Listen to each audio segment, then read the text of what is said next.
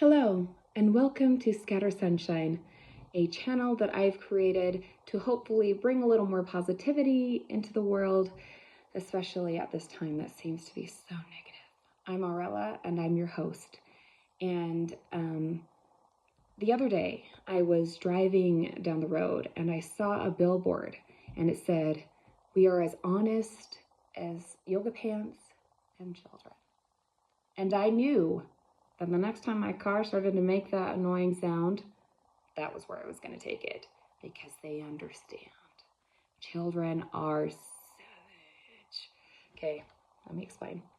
Every month, my husband's work does a birthday lunch for all of the employees who have their birthday in that month. And so it was my husband's turn to go. And so my daughter came home from school and he wasn't there. And she said, "Where's Dad?" And I said, "Oh, he went to lunch with his friends." And she goes, "Mom, Dad doesn't have friends." Savage. But it wasn't a one-off thing. Like, she doubled down. Like, I was serving lunch and I got lunch on the table and I was like, "Come on, let's eat." And she goes, "Where's Dad?" Because Dad always eats lunch with me. I said, "Oh, remember, he went to eat lunch with his friends." And she goes, "Dad doesn't have friends. Remember?"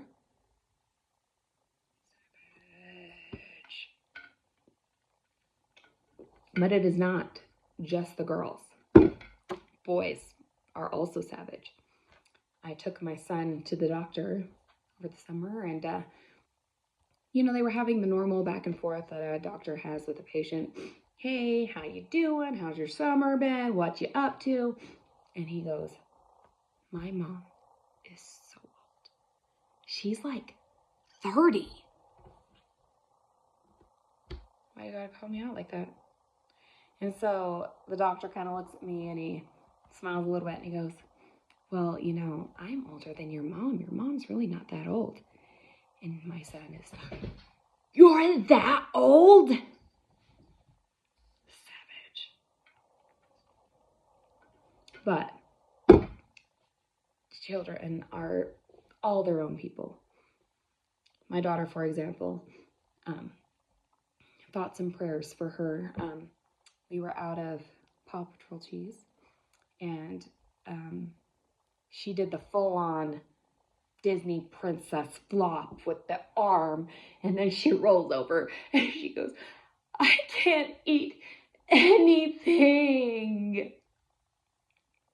Yeah, it's been a few days. We are still working through that mourning process of no more Paw Patrol cheese. So again, thoughts and prayers for her.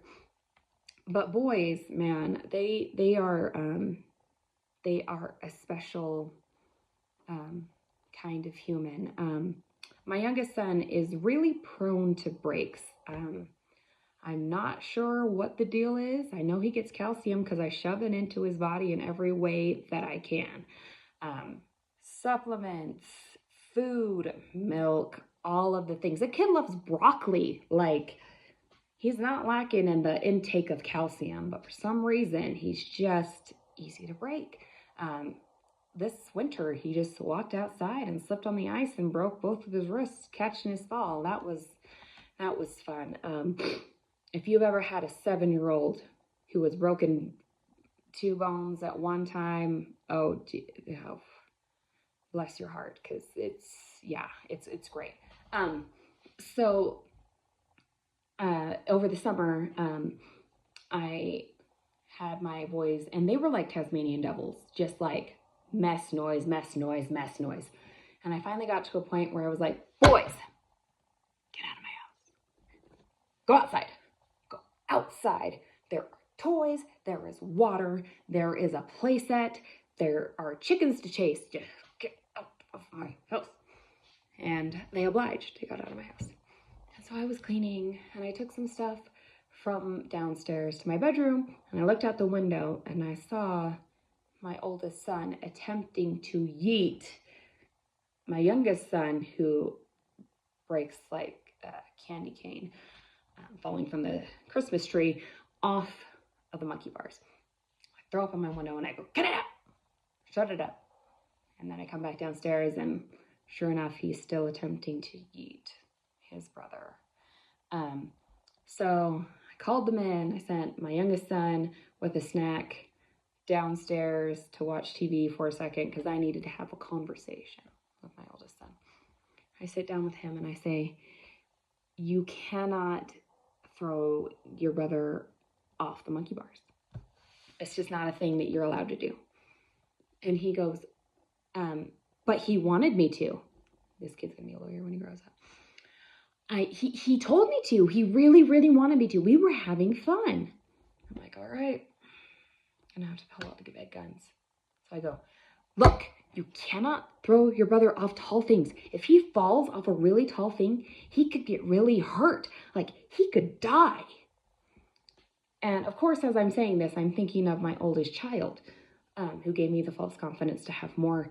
And had I given her this ultimatum, tears. I'm so sorry. I will never do this again. Because she loves her brother. She would never do anything to hurt him. And so I'm watching my son, and I can see all the wheels turning in his head. I'm like, yes, he's thinking about it. We have made progress. My ultimatum has worked. High five, Mom. And he looks at me and he goes, so how tall exactly does it need to be for him to die if I throw him off of it? What? Like how tall does the thing have to be for him to fall off of before he could die? I'm like,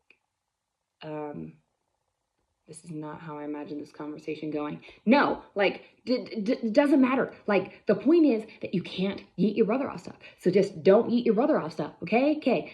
And he goes, no, like, I need to know.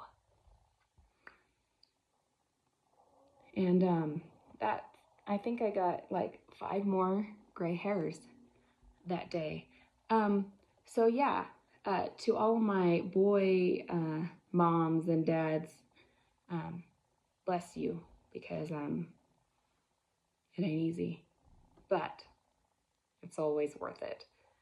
So to all my moms, dads, grandmas, grandpas, any primary caregiver of a tiny human, I just want to let you know that you're doing great.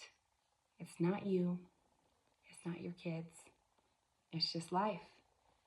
And I hope that this made you smile, made you snicker, snort out your nose a little bit, or maybe send this reel to your significant other. Because we're all in this together.